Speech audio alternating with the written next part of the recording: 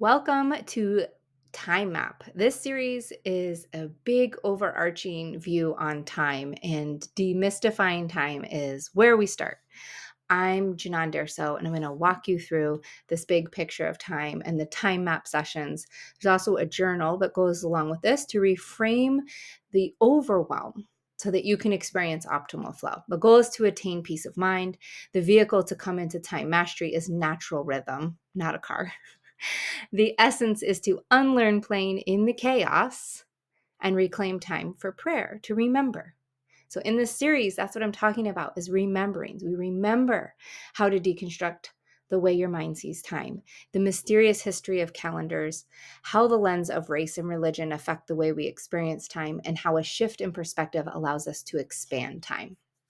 So I'm going to start with this metaphor of the speeding car as the ego calendar. And this is the main way we all stay plugged into times through this Gregorian calendar.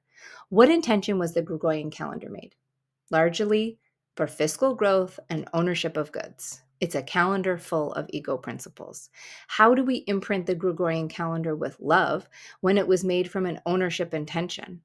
I'm proposing a different method of tracking time seated in love so you can grow a beautiful, healthy Garden of Eden again. And that's really where I'm coming from is this is the path to restore heaven on earth, which means to reclaim your inheritance of peace of mind. I'll share more on your garden in another session, but let's talk about what it is that has kept you from your peace of mind. There's potentially growth grievances to deal with first before your garden can flourish. So, you know what kept me from peace of mind? Thinking I was in charge of how things went in my life. That if I was just more disciplined, more focused, more diligent, better at manifestation techniques, then I'd get everything I wanted.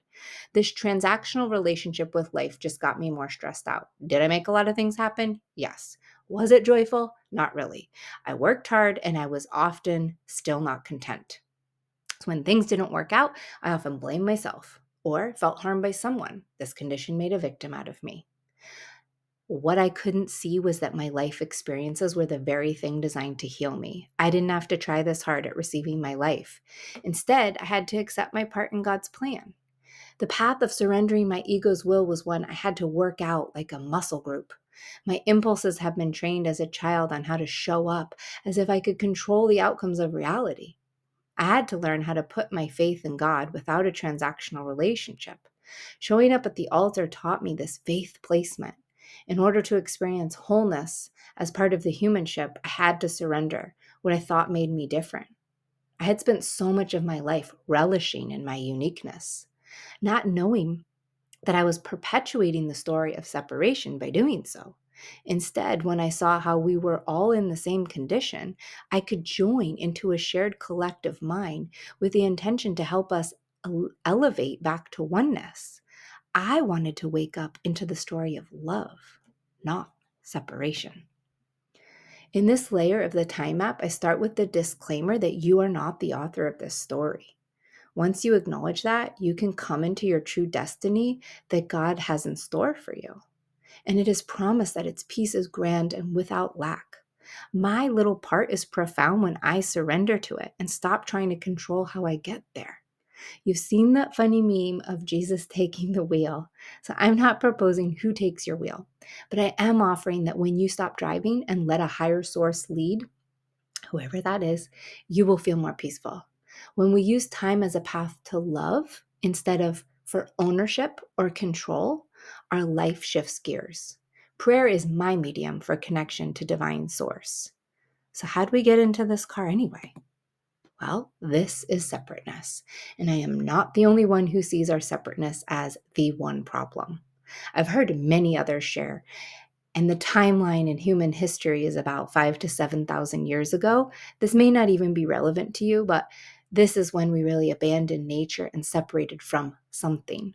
We became an addicted society, not just to things, but to impulses and to the cocktail of emotional rushes that kept us craving more feelings and transactional relationships, ownership.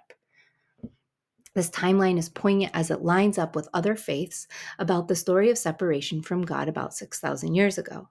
Many cultures have this reflection of a time of oneness that preceded separation and a promise to return to oneness again. Let's address this point in the timeline. We're so disconnected from our true sense of belonging and filled with self devaluation, addiction, and abandonment issues that it's about time we confront it together. If you have been trying to transform stress and this feeling of getting back into some so called flow, yet you're still finding it hard to make it all work and have time for yourself, then this next piece is for you. What if it were so much easier than we had previously imagined? Transcending the 3D world isn't done by taking a substance into your body. I am not suggesting plant medicines or more self help books or supplements or changing your diet. The visions made in that space often don't land on the grid and become integrated into your life. And for some people, they end up even more ungrounded. Although at its best, it may be a temporary perception shift, at its worst, it can lead to more addiction and chasing of the dream. I am honestly offering you a process of seeing patterns in the safe return to observe the celestial sky. The sky is part of the movie of life we're in, and in that paradigm, just as unreal as an arbitrary calendar. However, it simply reminds you to navigate with stars instead of fiscal calendars and clock timings. Furthermore, it reestablishes your connection to nature. And while we used to be agrarian people who lived on the land, and with nature, now humans are a world so far from that existence. Stress has become a bad word instead of something that used to help growth, personal and plant. Calendars have been in charge of people's time, encouraging a life of overwhelm and deadlines, paying bills and taxes with a fiscal orientation. All this to keep the wheels of capitalism and addiction going while you're distracted from your personal coordinates and your part, your true contribution to society. The Gregorian calendar is a short window, a mere blip in time. There were calendars before this one, of course, and I raised this big picture of calendars because many of you are not completely satisfied or content with your life, and neither was I. That's what we have in common, and why we're even having this conversation. It's crucial to examine for just this session how calendars have evolved over time in order to deconstruct the way your mind sees time, how the lens of race and religion affect the way we experience time, and how a shift in perspective allows us to expand into oneness with creation. That's the whole point. There's one problem, separation, and there's one solution, oneness with creation. So I raise that the global relationship to time begs to be re-examined because your journey through time and space are extremely personal. We cannot create a one-size-fits-all system, yet they have because it suits them to have you oriented towards systematic goals for your ego. What I mean by this statement is that we all follow the same calendar, which is not inherently evil, but the egos that make it certainly vie for your attention, money, and time. It was not seated in love for humanity, rather separation and ownership. This is the big distraction. Despite religious groups using certain calendars based on the birth of Jesus and full moons to locate his resurrection, the sky has precessed since these occurrences. And secondly, our personal calendar should be based on more than this one way to track time, which unified the whole world financially speaking. As of now, the Gregorian calendar marks your New Year, seasons, hallmark holidays, and how you spend your precious time. In modern times, the introduction of daylight savings time skewed our relationship to the sun by thinking humans can add and subtract hours to a day to deepen the illusion of chaos. What if you've been taught to track time incorrectly? Perhaps the high point of a season is on the solstices and equinoxes. Perhaps the new year isn't January 1st. In order to reclaim time, I ask you, whose time are you on? If you follow their GPS and calendars, you will indeed end up where they sent you. But will you end up where you're meant to go? Does your earth compass align for your instructions to be here on this earth? Furthermore, what direction are you headed in? Who's your inlet and outlet that you're plugged into? If you want to reclaim time and stop feeling separate from everything and everyone, we have some work to do. I offer an inlet and an outlet in order to explore the true nature of reality.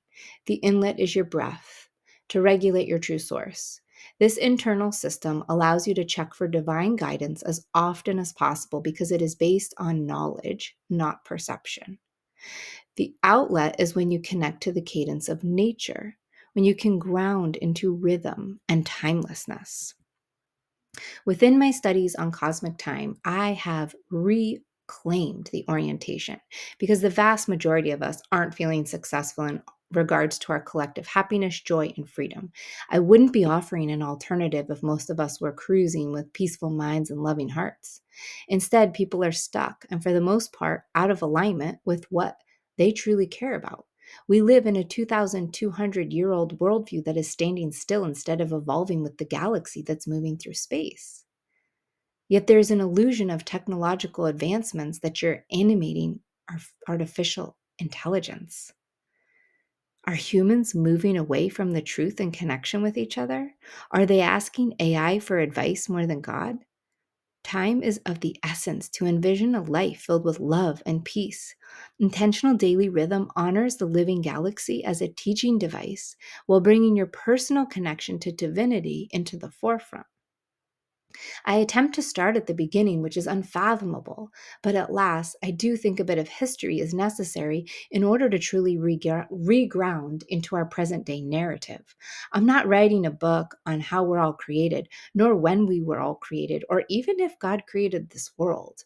Honestly, I'm looking to find unifying principles, not controversy, which is quite challenging. It seems to be easier to agree on what we are not as a human race. People are not connected. Despite all these devices to be in contact, instead we feel separate and by and large unsupported in our lives that seem to run their own course. I implore, let's change this feeling of separation and disconnection. I feel we started in the cosmic field. Call it what you will.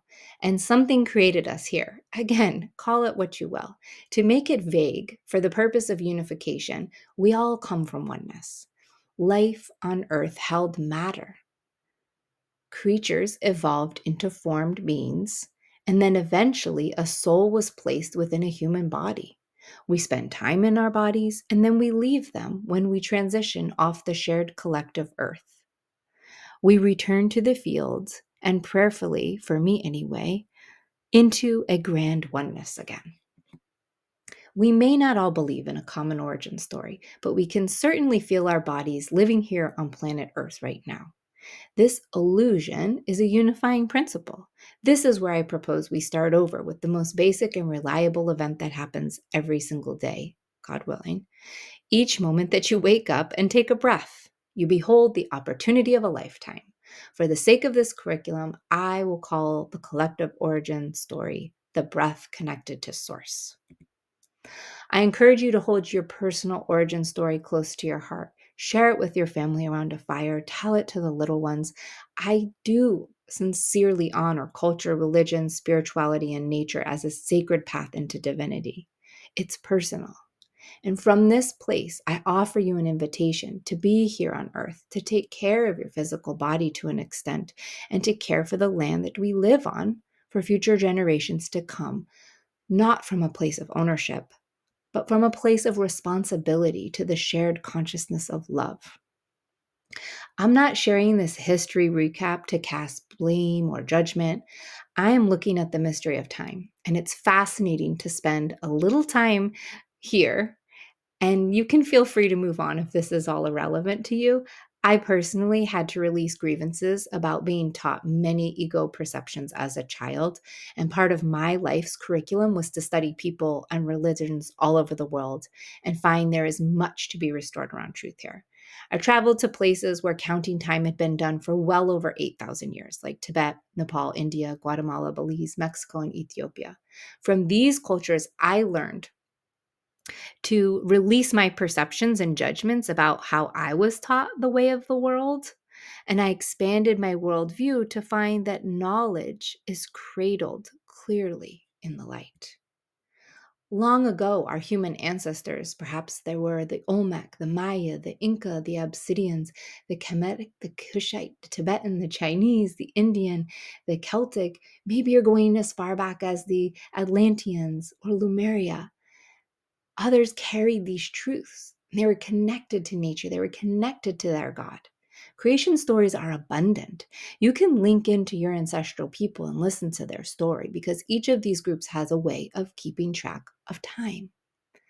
Ancient cultures have been linking the cosmic sky to life on Earth since time immemorial, right? They knew there was something before. They were trying to figure it out too. who created them, how to find food, and what was the point of existence. So I invite you to slow down, either at your altar or outside in nature, to meditate on time and find what's true to you, your origin story, and your cultural belief systems. Listen to your ancestry line in order to disconnect from whatever you're currently plugged into calendar wise. Instead, connect with your shared mind, the one collective mind that returns you to love.